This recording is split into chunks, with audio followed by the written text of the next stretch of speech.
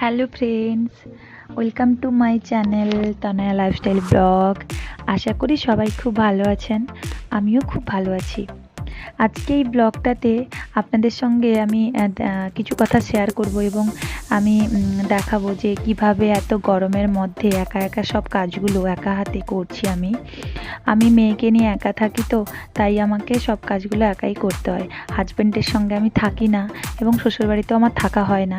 সেই কারণটা আমি বলছি, আর সেটা জানার জন্য আপনাদেরকে আমার পুরো ব্লগটা দেখতে হবে, তাহলে বুঝতে পারবেন যে আমি কেন থাকি না।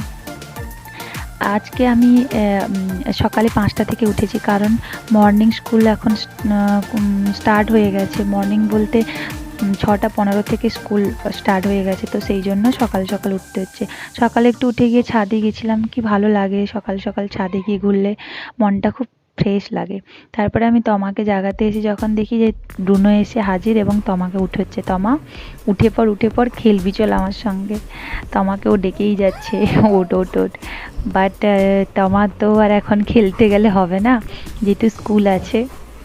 তো তমা রেডি হতে হতে আমি ওর টিফিনটা বানিয়ে নেই। আজকে টিফিনে আমি ওকে দেব একটু ম্যাগি।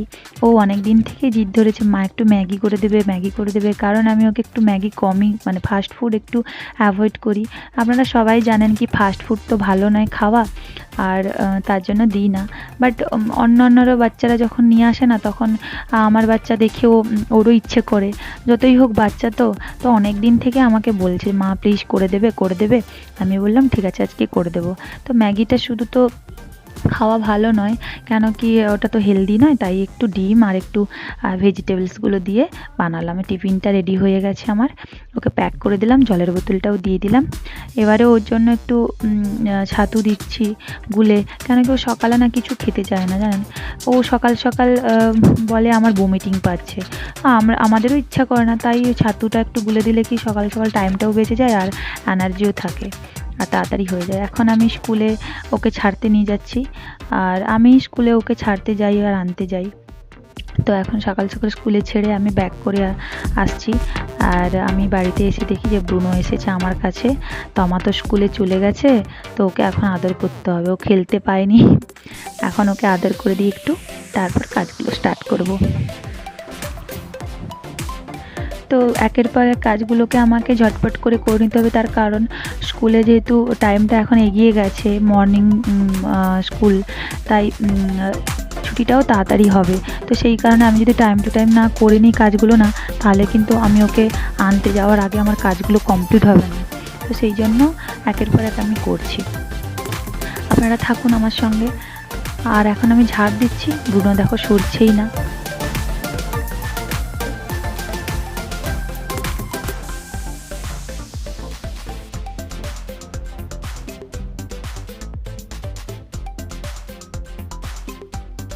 ও তো সরবে না, আমাকে ওকে সরিয়েই ল্যাজটা সরিয়ে পাটা সরিয়ে সাইড দিয়ে ঝাড়ু দিয়ে দিলাম। ঝাড়ু লাগানো কমপ্লিট। এখন বাকি কাজগুলো করার আগেই আমি ওয়াশিং মেশিনে কাপড়টা দিয়ে দেব, তার কারণ ওয়াশিং মেশিনে টাইম লাগবে কাপড়গুলো হতে, আমার ফুললি অটোমেটিক, তাই একটু টাইম লেগে যায়। তো অন্য কাজগুলো করার সঙ্গে সঙ্গে এই কাপড়টাও আমার হয়ে যাবে। তো ওয়াশিং মেশিনে কাপড়গুলো দিয়ে দিলাম, এরপর বাকি কাজগুলো স্টার্ট করব আমি। আর আজকে আমি যেই কথাটা বলছিলাম যে আমি কেন শ্বশুরবাড়ি সঙ্গে থাকি না, হাজব্যান্ডের সঙ্গে কেন থাকি না, আমার হাজব্যান্ড কেন থাকে না, তো সেটাই বলবো। কারণ আমার হাজব্যান্ড আর্মিতে জব করে, যেই কারণে আমি ওর সঙ্গে থাকতে পারি না। আপনারা তো জানেন বন্ধুরা কি আর্মির যে জব ট্রান্সফার জব হয় প্রত্যেক 2-3 বছর অন্তর অন্তর, কেন কি ওদের পোস্টিং যেভাবে আসে সেভাবেই যেতে হবে। তো সব জায়গায় না কোয়ার্টার অ্যাভেলেবেল থাকে না, স্কুল ভালো থাকে না, তো যেই কারণে আমরা যেতে পারিনি। আর অনেকেই পারে না ওই কারণে। তো আমি ওই জন্য ভাড়া বাড়িতে আছি।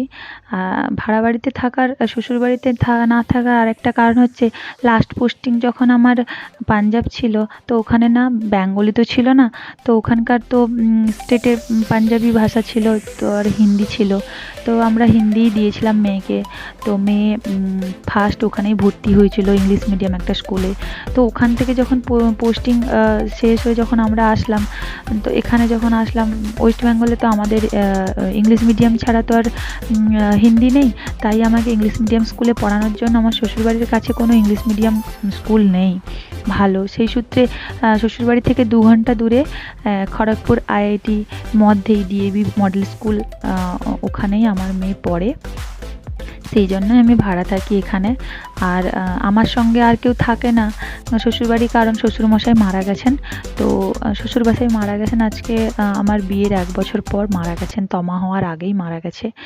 আর শাশুড়ি মা একা, তো যেই জন্য আমার সঙ্গে থাকতে পারেন না। তার কারণ বাড়িতেও ভাড়া দেওয়া আছে এবং এত বড় বাড়ি, তো বাড়িতে যদি কেউ না থাকে তো সেখানেও তো প্রবলেম হয়। সেই জন্য শাশুড়ি মা আসেন, মাঝে মাঝে আসেন কোনো অকেশনালি, আর 1-2 দিন থাকেন, দিয়ে চলে যান। তো আমি এই জন্য একা একা থাকি, সব কাজগুলো আমাকেই করতে হয়। সেই যতই শরীর খারাপ হোক আর মন ভালো থাকুক খারাপ থাকুক যাই হোক, যে হয়ে যাক না কেন, আমাকেই করতে হয়। আর আমি মেয়েকে একা একা বড় করছি এই জন্যই। কেন কি, কিছু করার নেই, আসলে সিচুয়েশান মানুষকে বাধ্য করে দেয়। তো আমার কাছে কোনো অপশান নেই।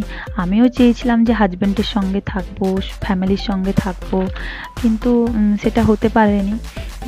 তো কিছু করার নেই। তো সব মন খারাপ একদিকে, মনের কষ্টগুলোকে একদিকে রেখেই এগিয়ে যেতে হবে। তার কারণ জীবন কোনোদিনও থেমে থাকে না, বা টাইম থেমে থাকে না। এগিয়ে যাওয়াটাই হচ্ছে ব্যাপার। তো টাইমে টাইমে কাজগুলো যদি আমি না কমপ্লিট করি, তাহলে তো আমি মেয়েকে আনতে যেতে পারবো না টাইমে, কোনো কাজ টাইমে কমপ্লিট করতে পারবো না। সেই জন্যই আমাকে করতে হয়। তো সেই জন্য অনেক কষ্ট হয়, বাট কিছু করার নেই। সেই কষ্টগুলো একদিকে থাকে, আর আমার কাছে কোনো অপশান নেই, তো আমি কি করব? বলে না যে অন্যদিকে একটা থাকলে, মানে লোক থাকলে একটা ভরসা পাওয়া যায়, কিন্তু সেটা নেই। আমার শ্বশুরবাড়িতে আর সেরকম কেউ নেই যে আমার কাছে থাকবে। আপনাদের সঙ্গে গল্প করতে করতে আমার কাজগুলো প্রায় শেষ। আমি ব্রেকফাস্ট করে নিলাম, এখন ডালটা বসিয়ে দিলাম এবং ভাতটা বসিয়ে দিলাম। এরপর আমি কাপড়গুলো শুকোতে যাচ্ছি। কাপড়গুলো শুকিয়ে আসলেই আমি চান করতে যাব। আর এত রোদ, তাই একটু মাথায় ওড়নাটা নিয়ে কাপড়গুলো শুকাচ্ছি।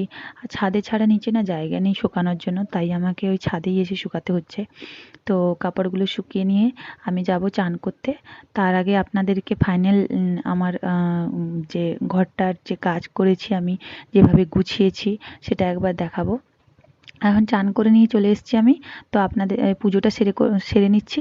পুজো সেরে একটু বেল শরবত বানাচ্ছি মেয়ের জন্য, কি মেয়ে আসলে ও এত গরমের মধ্যে আসে, তো একটু বেল শরবত দেবো, যেটা পেটকে একটু ঠান্ডা করে।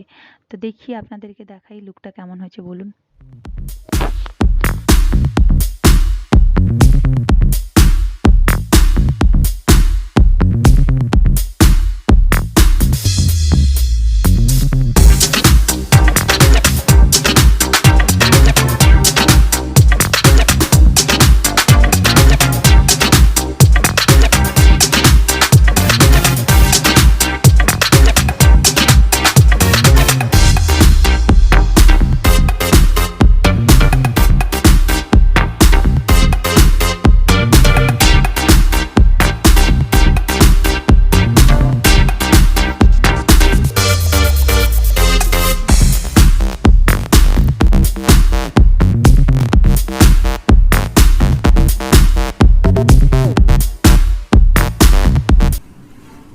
তো এখন আমি রেডি হয়ে গেছি, তো আমাকে আনতে যাবো স্কুল থেকে, টাইম হয়ে গেছে। তো চলো বাই। যদি আমার ভিডিও ভালো লাগে প্লিজ লাইক করবেন, সাবস্ক্রাইব করবেন, কমেন্ট করবেন এবং শেয়ার করবেন।